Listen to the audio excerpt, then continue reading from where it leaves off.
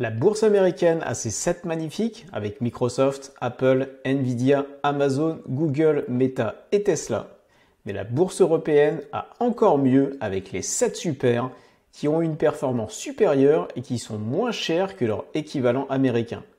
Dans cette vidéo, je te présente les 7 super européens et pour chacun d'eux, on va regarder ensemble s'il est opportun d'investir dessus ou non.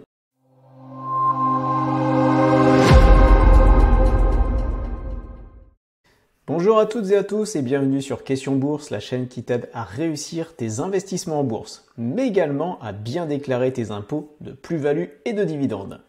Comme tu le sais, la chaîne est spécialisée sur la déclaration d'impôts et je te prépare quelque chose de super pour t'aider à déclarer de façon hyper simple tes revenus en bourse. Tout ne sera pas sur YouTube et j'ai mis un lien pour que je puisse te communiquer tout ça par email. Le lien est dans la description, juste sous la vidéo. Revenons à nos moutons, ou plutôt à nos 7 super entreprises européennes. Ce nom, les 7 super, a été donné par le cabinet d'investissement Citi qui a recherché en Europe des méga capitalisations avec des caractéristiques similaires aux 7 magnifiques américains. Les 7 super qui ont été sélectionnés offrent des marges attractives du même niveau que leur équivalent américain, mais en étant beaucoup moins chers. Les 7 super européens ont sous-performé les 7 magnifiques américain de 70% depuis début 2023, ce qui n'est pas justifié au regard des résultats de ces entreprises. Et donc, d'après le cabinet d'investissement Citi, il pourrait exister un gros potentiel de rattrapage pour les 7 entreprises européennes. Je précise juste que, comme d'habitude, cette vidéo n'est pas un conseil en investissement.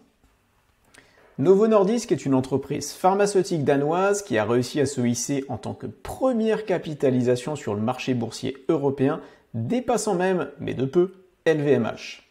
Connu pour avoir révolutionné le traitement du diabète avec le premier stylo à insuline en 1985, Novo Nordisk a su évoluer tout en gardant sa dominance dans le marché du diabète. Novo Nordisk est actuellement le leader mondial aux côtés de l'américain Eli Lilly sur ce segment très lucratif du diabète. Mais pour les diabétiques, le traitement est assez contraignant avec des injections régulières à faire tous les jours. Aujourd'hui, Novo Nordisk mise sur une nouvelle génération de traitements pour le diabète de type 2 qui imite l'action de l'insuline naturelle, ce qui réduit la fréquence des injections nécessaires. Ces innovations ont propulsé le médicament vedette Ozempic en tête des ventes. Mais ce n'est pas tout car des études ont montré et prouvé que des analogues du GLP-1 utilisés dans son médicament Ozempic permettraient de réduire le poids des personnes en surcharge pondérale. Et là, c'est le jackpot pour Novo Nordisk qui s'ouvre un nouveau marché colossal, celui de l'obésité. On estime ce marché d'ici à 2030 à 100 milliards de dollars. Face aux revenus gigantesques que pourrait capter Novo Nordisk, l'action a explosé en bourse. D'autant plus qu'aujourd'hui, seuls les 2 leaders mondiaux du traitement du diabète ont réussi à mettre au point ces médicaments anti-poids et à faire valider par les organismes de santé américains et européens leurs différents produits. Pour le moment, la concurrence est très loin et le champ est totalement dégagé pour les 2 entreprises. On a donc un marché de plus de 100 milliards de dollars à se partager entre Novo Nordisk et Eli Lilly. Novo Nordisk prévoit une augmentation impressionnante de ses bénéfices de 20 à 25% par an dans les années qui viennent. Une trajectoire qui a permis à l'entreprise de dépasser LVMH et de devenir la première capitalisation européenne. En termes de valorisation, l'entreprise se paye donc très cher avec un PER de 37,5 fois, ce qui signifie, je te le rappelle, qu'il faut 37 années et demie de bénéfices pour rentabiliser son investissement, ce qui est très élevé.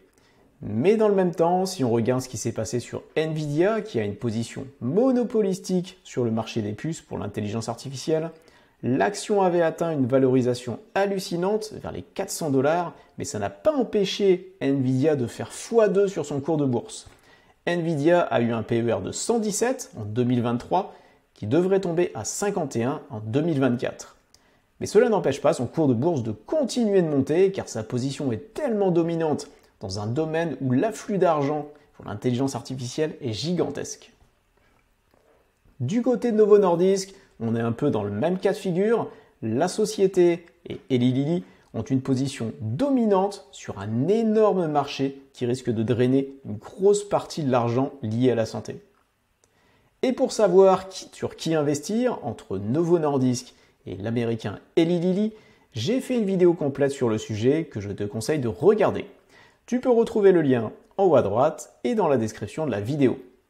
D'ailleurs, étant actionnaire d'une des deux sociétés, je te dis laquelle dans ma position sur la comparaison entre Novo Nordisk et Eli Lilly, je suis très intéressé que tu me dises de ton côté sur quelle société tu es actionnaire ou que tu souhaiterais être. Les positions dominantes sont les plus favorables pour les entreprises car elles leur assurent des revenus et une fixation de prix importante. Mais quand en plus elles se combinent avec de fortes barrières à l'entrée, on est sur une entreprise de qualité et c'est le cas de ASML Holding. L'entreprise hollandaise occupe une position de premier plan sur le marché des semi-conducteurs en tant que l'un des principaux fabricants mondiaux de matériel de lithographie destiné à cette industrie. Alors, matériel de lithographie, qu'est-ce que c'est? Eh bien, c'est tout simplement la meilleure technologie actuelle pour graver les puces de l'ordre du nanomètre. Plus il est possible de graver fin, plus on peut mettre de transistors et plus la puce va être performante. Et justement, avec la course à la puissance que l'on connaît actuellement pour les moteurs d'intelligence artificielle, mais également pour les smartphones, les ordinateurs, les applications militaires ou même les voitures électriques, eh bien ASML se retrouve tout en haut des entreprises indispensables au niveau mondial. ASML se paye aujourd'hui 34,5 fois les bénéfices de 2023, ce qui est très élevé.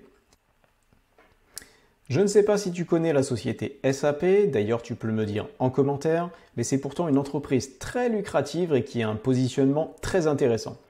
SAP est donc une entreprise allemande spécialisée dans la conception et la vente de logiciels, en particulier des systèmes de gestion d'entreprise. La société a une position de leader dans les applications d'entreprise. Elle aide les entreprises de toute taille et de tout secteur à optimiser leurs opérations et à transformer leur organisation de façon intelligente et durable.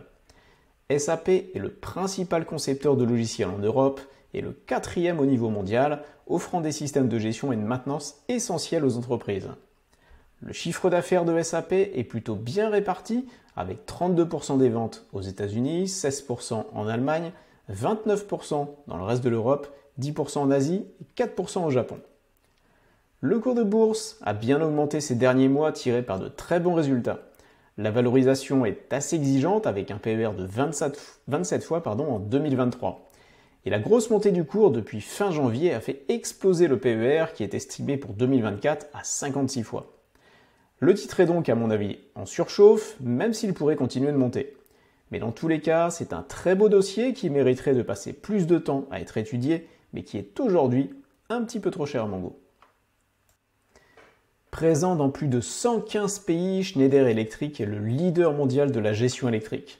Le groupe est également présent sur le secteur des automatismes industriels où il occupe le 4e rang mondial. La société fournit des solutions intégrées et innovantes sur la gestion de l'énergie, les automatismes et les logiciels. En fait, la force de Schneider Electric, c'est d'avoir réussi à créer une plateforme ouverte avec une large communauté de partenaires, d'intégrateurs, de développeurs pour que tous ses clients puissent utiliser les produits de Schneider facilement et en temps réel. Le business de Schneider Electric est bien réparti géographiquement avec 28% aux États-Unis, 18% en Europe, 15% en Asie, 15% en Chine et une vingtaine de pourcents dans le reste du monde. Le PER 2023 était de 25,7 fois, ce qui se situe dans sa moyenne des dernières années. Depuis octobre 2023, le cours a fortement augmenté pour dépasser ses plus hauts historiques. Actuellement, la valorisation est exigeante, un peu trop chère toujours à mon goût, mais Schneider Electric est idéalement placé dans la transition énergétique et écologique, ce qui est un gros levier pour les années qui viennent. Passons maintenant aux 3 dernières entreprises de ce superset européen et qui appartiennent au même secteur, celui du luxe. Alors le luxe est une vraie force de la bourse en Europe. Et dans ce superset, on retrouve en premier lieu le leader mondial du luxe, LVMH. Alors je ne vais pas refaire toute l'analyse de LVMH car je l'ai déjà fait à de nombreuses reprises sur la chaîne, mais je te remets quand même le lien de la dernière vidéo en haut à droite et dans la description où j'analyse les derniers résultats de LVMH qui ont propulsé le titre vers le haut. Autre entreprise du luxe qui fait partie du Super 7 européen, Richemont. Richemont, c'est la deuxième plus grande maison de luxe, après LVMH, et qui compte parmi ses marques les plus prestigieuses, Cartier, qui est le numéro 1 mondial de la bijouterie et de la joaillerie, Van Cleef, Montblanc et encore bien d'autres. Richemont tire son chiffre d'affaires à 67% des articles de joaillerie, à 18% des montres de luxe et pour le reste environ 25% d'articles de maroquinerie, de vêtements, de stylos et de parfums. Les ventes du groupe sont très bien réparties géographiquement avec quand même 20% pour la Chine et 20% pour les États-Unis.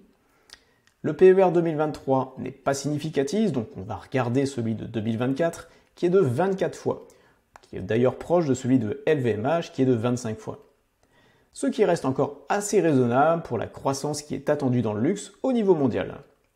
La société a noté verse un dividende de 3,31 francs suisses, ce qui fait environ 3,44 €. Richemont étant une société suisse, il faut faire très attention à l'imposition sur les dividendes. Et d'ailleurs, si tu veux tout comprendre à l'imposition des dividendes et savoir comment les déclarer aux impôts, ce qui est obligatoire tous les ans, je te le rappelle, je vais te mettre à disposition du contenu et des outils pour te simplifier la vie. Je t'enverrai tout ça par email et donc si tu veux savoir comment déclarer tes impôts de plus-value et des dividendes sans erreur, je t'ai mis un lien d'inscription que tu peux retrouver dans la description juste sous cette vidéo. Revenons à nos Super 7 et à la dernière société de cette liste avec l'entreprise qui prend le plus de vitesse, Ferrari. Là encore, j'ai fait une vidéo complète sur l'entreprise qui apparaît d'ailleurs sur ton écran. Et juste avant d'aller la voir, n'oublie pas de liker si tu as apprécié le contenu, à me dire en commentaire lesquels des Super 7 tu as en portefeuille et à t'inscrire pour recevoir toutes les infos sur la déclaration d'impôt.